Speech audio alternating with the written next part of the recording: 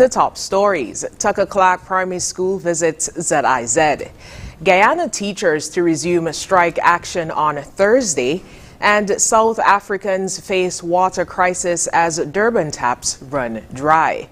Hello and welcome to the ZIZ Midday newscast. Today is Wednesday, May 8th, 2024. I am Scotty Sia Hendrickson. Nationally, students of the Tucker Clark Primary School visited ZIZ Broadcasting Corporation today, Wednesday, as part of their media literacy sessions for a tour of our TV and radio stations. The tour gave students the opportunity to learn the operations of the newsroom and news writing, the behind-the-scenes production of our live newscast, advertising, engineering, programming, and general administration. ZIZ's Devon Cornelius conducted a brief session on the operation of the newsroom. We put information together. We find out who it is about, what, where, when, why, and sometimes how. And when we have all of that in place, we put it together and you basically get a story. That goes out into our 9 a.m. update, our midday newscast, and then we have an evening newscast at 7. But there is no set time for us to put the news together.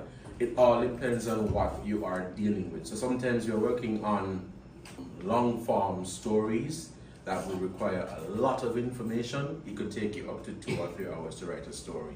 Or sometimes you're working on something that came from a press release, take like maybe 15 minutes.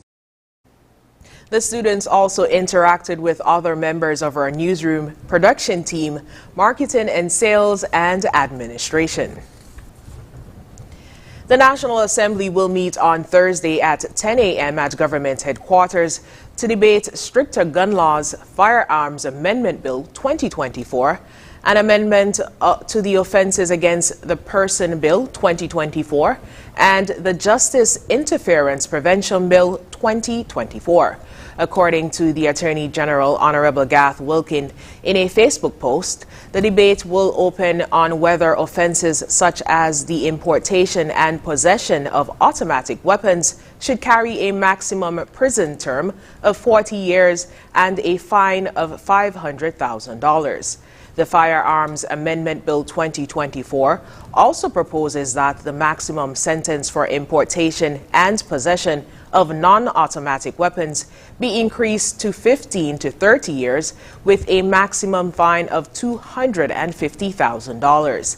He said, and I quote, "It is important that our political leaders take no-nonsense legislative steps to deter our young people from participating in destructive culture of gun violence," end quote. The bill also seeks to allow the Minister of National Security to declare a gun amnesty, allowing persons to voluntarily surrender illegal firearms and ammunition without fear of prosecution during a specified amnesty period. Under the Offenses Against Person Amendment Bill, shooting with intent to murder is recommended to carry a significantly increased maximum sentence of life imprisonment and a fine of $500,000, up from 10 years max. The new Justice Bill also seeks to introduce specific offenses for witness, juror, and other justice officer intimidation, threats, harm, and bribery. Witness interference in particular has been a recent scourge of the justice system, says the Attorney General. Relatedly, when the National Assembly meets this week, 5 bills will receive their second reading.